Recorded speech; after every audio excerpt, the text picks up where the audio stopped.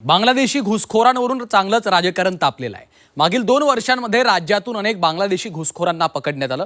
दरम्यान त्यांचं रेशन कार्डमध्ये नाव आहे का याची पडताळणी करण्यासाठी घुसखोरांची नावं अन्न व नागरी पुरवठा विभागात पाठवण्यात आली होती। मात्र 9 महिन्यांनंतर देखील त्या संदर्भातला अहवाल अद्यापही आला नाहीये। पाहूयात।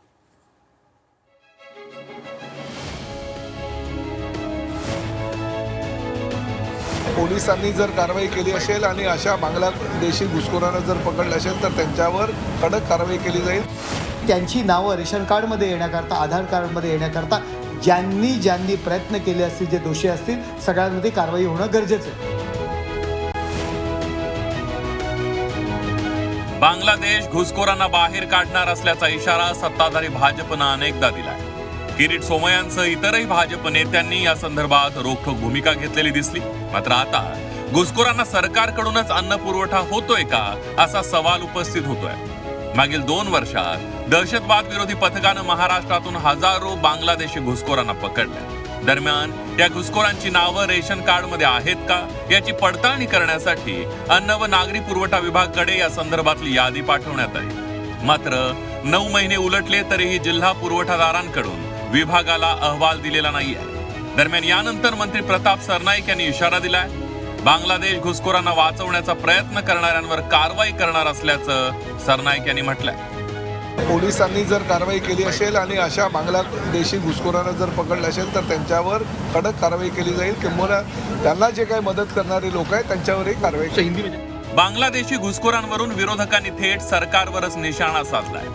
बांगलादेशी बॉर्डर ओलांडून कसे येतात असा सवाल अंबादास दानवेंनी केलाय। बांगलादेशी जर देशामध्ये घुसत असतील तर हे सरकारचं अपयश असल्याचा आरोप दानवेंनी केलाय। तर शिंदेच्या शिवसेनेकडून देखील या प्रकरणावरून सवाल उपस्थित करण्यात आले। रेशन कार्ड मधून आतापर्यंत नावं का काढली नाहीत, तसंच घुसखोरांचं नाव रेशन कार्ड मध्ये कोणी टाकलं असा सवाल खासदार नरेश मस्केंकडून करण्यात आला। हा विषय मोठा आहे।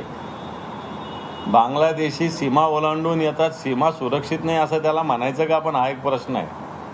त्याच्यामुळे बांगलादेशी गावोगाव घुसलेले आहे। संभाजीनगरात सुद्धा बांगलादेशी आहे।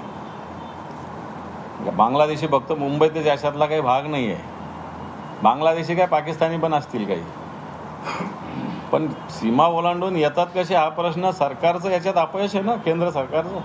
बांगलादेश घुसखोरांवरती ज्या पद्धतीने हे सत्य आहे की या देशात सर्वत्र, मुंबईमध्ये असेल, महाराष्ट्रामध्ये प्रमाण नक्कीच जास्त असणार। फेरीवाले हे बांगलादेशी जास्त फेरीवाले आहेत आणि त्यांची नावं रेशन कार्डमध्ये येण्याकरता, आधार कार्डमध्ये येण्याकरता ज्यांनी प्रयत्न केले असतील, जे दोषी असतील, सगळ्यांमध्ये कारवाई होणं गरजेचं आहे। बांगलादेशी घुसखोरांची संख्या दिवसेंदिवस वाढत जात असल्याचा दावा अनेक भाजप नेत्यांनी केलाय। तसंच शिंदेच्या शिवसेनेच्या नेत्यांनीही या बांगलादेशी घुसखोरांविरोधात तीव्र भूमिका घेतली आहे। मात्र दुसरीकडे अन्न आणि नागरी पुरवठा खात्याकडून घुसखोरांसंदर्भात अहवाल आलेला नाहीये। त्यामुळे सरकारच त्यांना अन्न पुरवठा करतंय का अशी चर्चा आता सर्वत्र सुरू झाली आहे। मनश्री पाठक, झी 24 तास, मुंबई।